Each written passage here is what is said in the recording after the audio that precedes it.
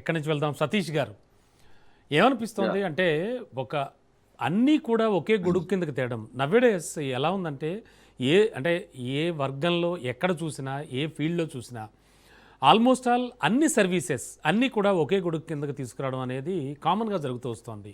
So ఇదే labour codes and labour laws కూడా apply చేసి ప్రస్తుతం ఉన్నటువంటి ప్రభుత్వం చేస్తున్న పని. దీనికి సంబంధించి అసలు కార్మికుల నుంచి వస్తున్నటువంటి వ్యతిరేకత ఏంటి? ఏం జరుగుతుంది అనుకుంటున్నారు సతీష్ గారు? అదే అండి. ఇప్పుడు మనం చెప్పబోయేది ఏంటంటే, ఏదైనా మొట్టమొదటిగా ప్రపంచ కార్మికుల దినోత్సవ శుభాకాంక్షలు ఎస్ అండి, తెలియజేస్తున్నాం. తప్పకుండా అందరికీ. రెండోది రెండోది పోరాడి సాధించిన మరి 44 చట్టాలను 4 కోడ్స్గా కిందకి మార్చి లేబర్ చట్టాలను తీసేసి ఈరోజు కార్మికులకు అన్యాయం చేసే ప్రయత్నంలో భాగంగా మరి ఇటు బీజేపీ పార్టీ చేస్తుంది, బీజేపీ ప్రభుత్వం చేస్తుందని ఇప్పుడు అందరూ అంటున్న సందర్భం చూస్తూ ఉన్నాం.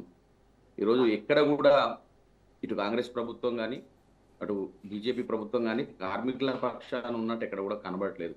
మనం గతంలో చాలా సందర్భాలలో మనం చూసినాం.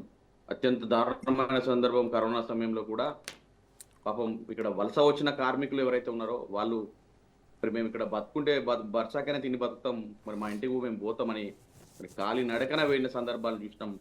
ఇవన్నీ ఇబ్బంది పడుతున్న వాళ్ళని చూసి ఇటు కేంద్ర ప్రభుత్వం బతిలాడి రిక్వెస్ట్ చేసుకుని ట్రైన్ ఒకటి వేస్తే కనీసం వాళ్ళకు డబ్బులు ఇవ్వని పరిస్థితి, వాళ్ళకు టికెట్లు పెట్టి వాళ్ళని ఇబ్బంది గురి చేసినా కూడా ఈ రాష్ట్ర ప్రభుత్వం, అప్పుడున్న రాష్ట్ర ప్రభుత్వం కేసీఆర్ గారి ప్రభుత్వం, బీఆర్ఎస్ పార్టీ ఎక్కడ ప్రపంచంలోనే ఎక్కడ లేని విధంగా ముఖ్యమంత్రికి సంబంధించిన కేసీఆర్ గారికి సంబంధించిన ప్రత్యేక అధికారులను రైల్వే స్టేషన్లో నిలబెట్టి వాళ్ళనికి జేబులో 1000 రూపాయలు పెట్టి ఖర్చులకు ఇచ్చి భోజనం పెట్టి మరీ పంపించి జాగ్రత్తగా మళ్ళీ రండి అని చెప్పిన సతీష్ గారు అంటే ఈ లేబర్ కోడ్స్ ని తీసుకురావడం అనేది దాని వెనక ఏమైనా హిడెన్ ఎజెండా ఉందనుకుంటున్నారా మీరు?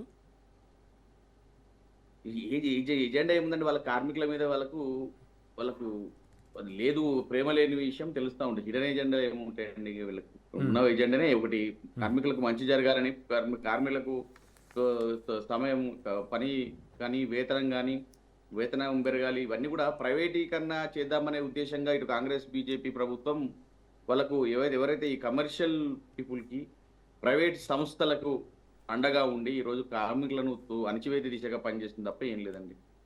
ఇప్పుడు ఇలా మనం ఒకటి మాట్లాడుకుని ఇలా కేటీఆర్ గారు కూడా ఎంత అద్భుతంగా చెప్పిన సందర్భం మనం చూస్తాం.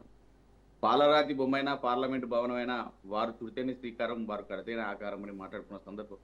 ఇలా వాళ్ళకి ఖచ్చితంగా వాళ్ళకి పనికి తగ్గ వేతనం ఇవ్వాల్సిన అవసరం లేదా? వాళ్ళకి తగ్గ ఇన్సూరెన్సులు కానీ ఇంకోటి ఇవన్నీ ఈ ప్రభుత్వాలు చెప్పినాయి కదా. కాంగ్రెస్ ప్రభుత్వం గతంలో ఏం చెప్పింది? ఆశా వర్కర్లకు కానీ అంగన్వాడీలకు కానీ జీతాలు పెంచుతానది, వాళ్ళ ఇన్సూరెన్స్లు కానీ ఆర్టీసీ కార్మికులు కానీ సింగరేణి కార్మికులు కానీ ఇటు ఎల్ఐసిని జెన్కోని బిఎస్ఎల్ని అప్పుడున్న కేసీఆర్ గారి ప్రభుత్వం కాపాడుకుంది. సింగరేణి ఆర్టీసీ విద్యుత్ కేసీఆర్ గారు కాపాడితే ఇలా అన్నింటినీ కూడా మరి కాంగ్రెస్ ప్రభుత్వం ఇలా ప్రైవేటీకరణ చేసి మరి కార్మికులను రోడ్డు మీద తీసుకొచ్చే ప్రయత్నం చేస్తూ ఉంది. ఎస్ఎల్బిఎస్ఎల్ టర్న్లో ఎంతమంది అందులో పడిపోయారో చనిపోయారో కనీసం శవాలు కూడా తీసుకురాలేని పరిస్థితి. అంటే పట్టించుకొని పరిస్థితి, కార్మికులు అంటే అసలు లెక్కే లేదు, పత్రం లేదు అన్న పద్ధతిలో ఈ కాంగ్రెస్ ప్రభుత్వం వ్యవహరిస్తుందని చెప్పి ఇలా తెలుస్తూ ఉంది. ఇలా ఆటోలు 108 మంది ఆటోలను చనిపోయారండి పాపం. వాళ్ళకి మీరే చెప్పారు కదా, ఈ కాంగ్రెస్ ప్రభుత్వం అన్ని హామీలు ఇచ్చింది కదా, హామీలలో ఉన్నాయి కదా. 105 మంది ఆటో అన్నలు చనిపోతే ఎవరైనా పట్టించుకున్నారా? ఏ మంత్రైనా మాట్లాడిందా? ఎవరైనా ఆదుకునే ప్రయత్నం చేసిందా? చేయలేదు. కనీసం వాళ్ళకి వచ్చిన ప్రమాద బీమాను కూడా మళ్ళీ తీసేసిన పరిస్థితి మనం చూస్తూ ఉన్నాం. ఎక్కడ కూడా ఇప్పుడు వీళ్ళు ఏం చేస్తూ ఉన్నారని మీరు గమనిస్తూ ఉంటారు.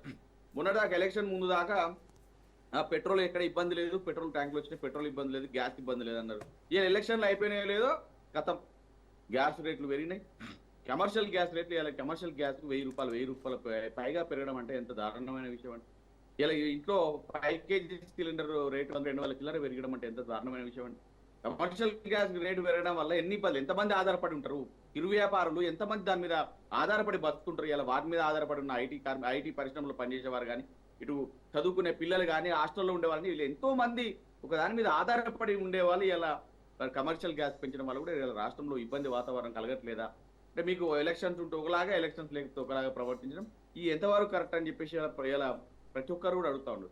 ఇక మన రాష్ట్ర ముఖ్యమంత్రి ఉన్నాడండి, ఇక తొక్కుకుంటూ ఎదుగుతున్నాను అనే తప్ప ఆయన పర్సనల్గా ఆయన ఆర్థికంగా ఎదగడం తప్ప రాష్ట్రాన్ని అభివృద్ధి తీసుకుపోయేది ఏం లేదు.